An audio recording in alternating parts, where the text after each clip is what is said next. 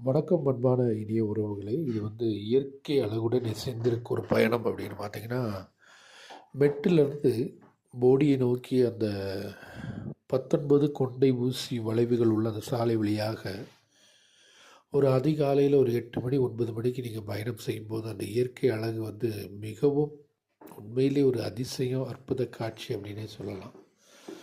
அந்த அளவிற்கு மேகங்கள் மேகங்கள் மூடி நிற்கக்கூடிய மலைநிரைகள், அந்த மலைக்கு மேலாக மேகத்திற்கு மேலாக பாருங்கள், அந்த காட்சியை பார்த்தாலே உங்களுக்கு தெரியுது.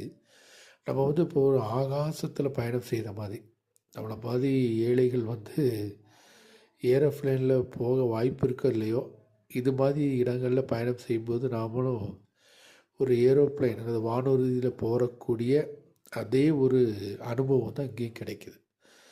நமக்கு கீழே தான் மேகக்கூட்டங்களே இருக்குது, அதற்கு மேலாகத்தான் நாம் பயணம் செய்கிறோம். அந்த பயணம் செய்யும்போது உண்மையிலேயே நமக்கே ஒரு ஒரு புத்துணர்வு, ஒரு புதிய அனுபவமாக இருக்குது. ரெண்டாவது நீங்கள் ஆமாம், இந்த இயற்கை அழகோடு நாம் பயணம் செய்யும்போது அந்த சந்தோஷமே உண்மையிலேயே ஒரு தனி, நம்முடைய மனதிற்கு ஒரு நிம்மதியை தரக்கூடியதாக இது அமையும். அதனால் நீங்கள் சுற்றுலா பயணிகள் சுற்றுலாவுக்கு வரணும் அப்படின்னா இந்த மாதிரி பகுதிகளுக்கு கண்டிப்பாக வரலாம். அது மாதிரி இந்த மாதிரி டிசம்பர், ஜனவரி இந்த மாதங்களில் வந்தால் மட்டும்தான் இது மாதிரி இயற்கை அழகை நீங்கள் ரசிக்க முடியும். பார்த்துக்கோங்க. இது முதல் கொண்டை ஊசி வளைவு. அந்த வளைவை உங்களுக்கு அப்படி எடுத்துருக்கேன். அந்த வளைவு எப்படி இருக்குன்னு பாருங்கள். இது முதல்ல மிகவும் ஆபத்து நிறைந்ததாக இருந்துச்சு. ஆனால் இப்போ வளைவிலிருந்து எடுக்கப்பட்ட அழகிய காட்சி தான் இது.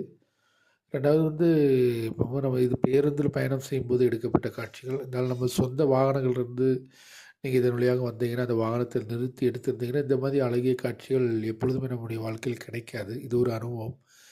எல்லா நேரங்களிலும் இந்த மாதிரி மேகக்கூட்டங்கள் இருந்திருக்கு மாதிரி. இது 2வது கொண்டை ஊசி வளைவு. பார்த்துக்கோங்க எப்படி இருக்குன்னு. இப்போ இந்த சாலையை விரிவாக்கம் செஞ்சுருக்காங்க. அதனால தான் உங்களுக்கு அந்த அளவிற்கு அந்த வளைவு உங்களுக்கு அமர்த்த தெரியல. முதல்ல இந்த 18 19 கிலோமீட்டர் ஒரு பேருந்து பயணம் செய்வதற்கு மினிமம் ஒரு 1.5 மணிக்குள்ளே 2 மணி நேரம் முதல்ல எடுக்கப்பட்டது. இப்போ ஒரு 3/4 மணி நேரம், அரை மணி நேரத்தில் வாகனங்கள் போயிருது. அந்த அளவுக்கு சாலைகள் பல்வேறு மாற்றங்கள் இருக்குது. இங்கேருந்து நீங்கள் பார்த்தீங்கன்னா நீண்ட தூர காட்சிகளுமே மிக அழகாக இருக்கும். ஒரு காலத்தில் இந்த இடங்கள் வறட்சியான இடங்கள் போல் காட்சியளித்தாலும் இப்பொழுது பச்சை பட்டுடுத்தி நிற்கிறது. ஏன்னா தமிழகத்தில் மழைக்காலம் என்பதனால் இந்த இடங்களிலெல்லாம் நல்ல செடி கொடிகளெல்லாம் வளர்ந்து மரங்களில் இலைகளெல்லாம் தளிர்த்து உண்மையிலே பார்க்க மிக அருமையாக இருக்குது.